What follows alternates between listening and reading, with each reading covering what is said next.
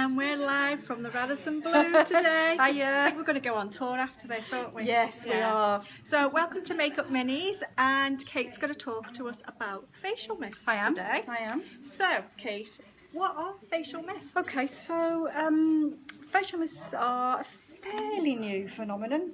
Have you sort of been aware of them for long? I used to use, oh gosh, I can't remember the brand, but when I was on holiday, it was always recommended to just kind of spritz your face. So would you have a kind of like water-based one, like something like Evian that was it. or something like that? Yeah. So that's kind of like a few years ago, and they're still around. Yeah. But I think in recent years, and I think it's a bit of a ploy by the skincare industry. Sometimes is that they'll keep trying to come up with new steps, more products, and I think particularly sort of in Korea, they have like sometimes like a 15-step skincare routine, so it's made of lots and lots of different steps. So I think skincare companies sometimes kind of think, okay, let's look here to see where we can maybe create a new product, create a new demand, and make more money basically. So facial mists have kind of grown in popularity over the years, and they're kind of like a bit like an essence. Maybe takes the place of your toning step. Right. So you would like put something on cotton and cotton wool and kind of wipe over your face. So it's kind of in between that stage in your skincare. So it's different to a setting spray? It is different from a setting spray, although some people will use a facial mist when they've applied makeup. Right.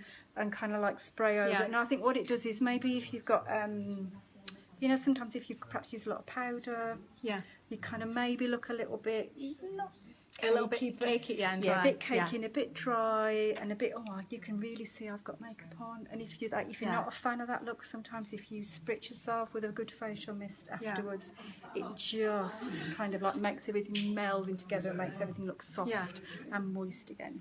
Sounds lovely. So how do you use them? Okay, so I've brought two along with me today, and I'm just going to get them. And I have to say, this is my favourite one. I don't know whether you can see it. I think this is the trick. You put your hand so it takes out the background. So it's a Josh Rosebrook, and I don't think we haven't put the text on the other way around, but it doesn't matter. And it's a hydrating accelerator. So this is quite expensive. This is about £35, but it does last a long while. And I've got another one here, which I'm going to try on Jackie in a minute. This is a Omarova. I knew I wouldn't be able to say it. As soon as you put the camera on, I wouldn't be able to say it. Can you see the name of that brand there backwards? This is Queen of Hungary mist. I'm not quite sure what that means. And again, this was a dear one, but I got this as a free gift. Do we know how much that is? Yeah, it's £50.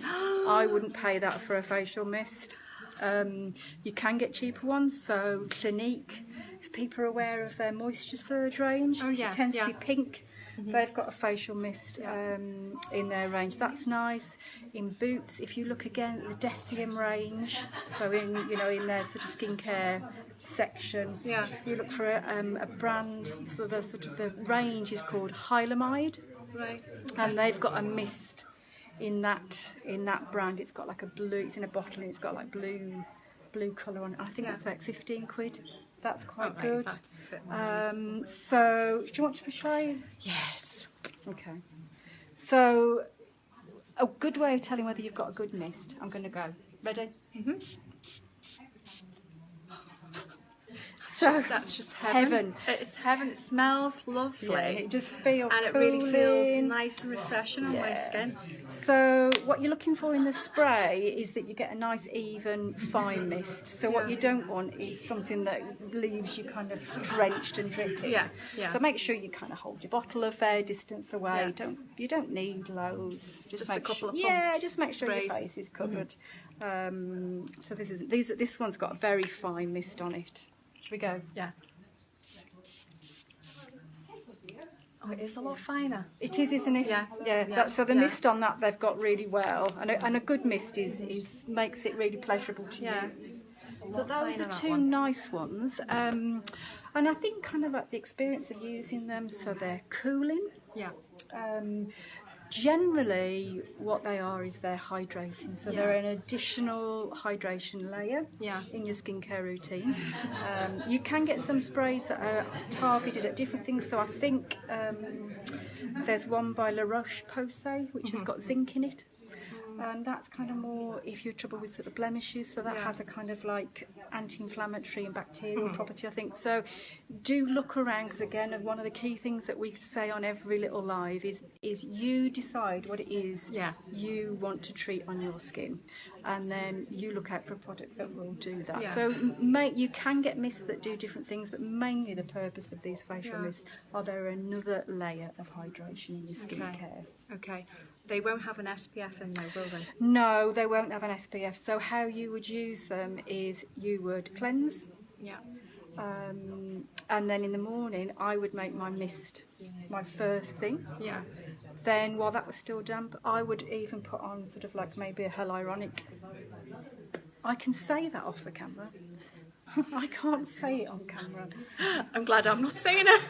I would put a serum on after that. Again, leave it for a minute or two, and then I'd put my moisturiser on. So it's that layering effect that makes sure you've got plenty of hydration. And especially if you're going on holiday, you've got holidays coming up, Perfect your skin's for going to get dry with the sun.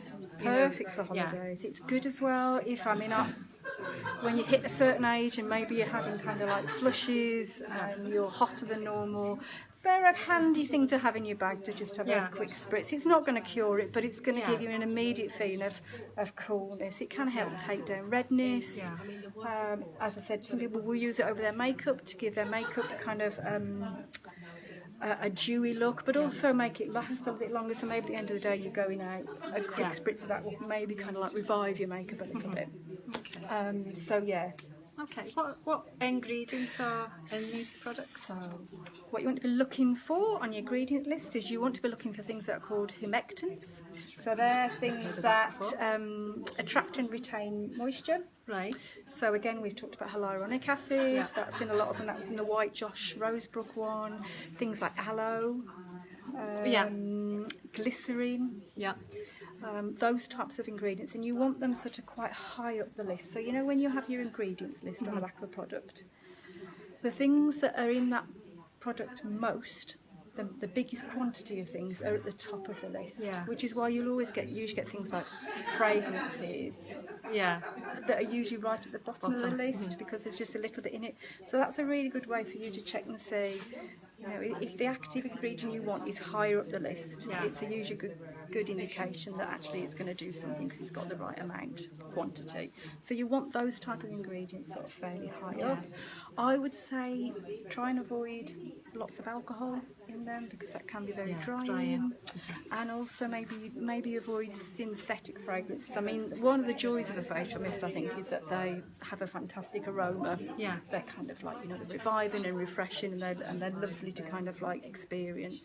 But try and make sure maybe that they're sort of natural fragrances rather than synthetic fragrances. Right. Because again, that can be quite drying and irritating. Is it synthetic? Does it say synthetic? It will usually, right. So you should be able to tell. Do kind of like shop around and have a look at the ingredients. Think about what it is you want your mist to do. Some of them are anti-inflammatory. Others say you can have sort of antibacterial ones. So it's worth shopping around. Would you say they're essential as part of your skincare routine? Right. No, I think they're a nice add-on. I think if you're deciding where you want to spend the majority of your cash in your skincare, again, I would always put it into a serum. You can get cleansers at a reasonable price, but I would always buy a really good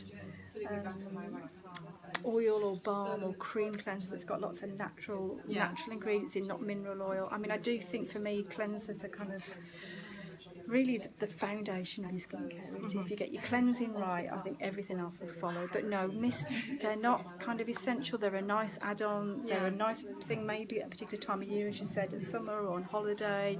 But I don't think they're an essential. But if you are concerned about dehydration and you're wanting to kind of move more to a sort of more but lighter layers of product, rather than kind of a heavy cream. Yeah. And mist can be like a really key step. Does that make sense? Yeah. And is it a quick fix, do you think? No, I don't think it's a quick fix. I think if it's a hot day and you're wanting to kind of cool down a little bit, they're lovely to have.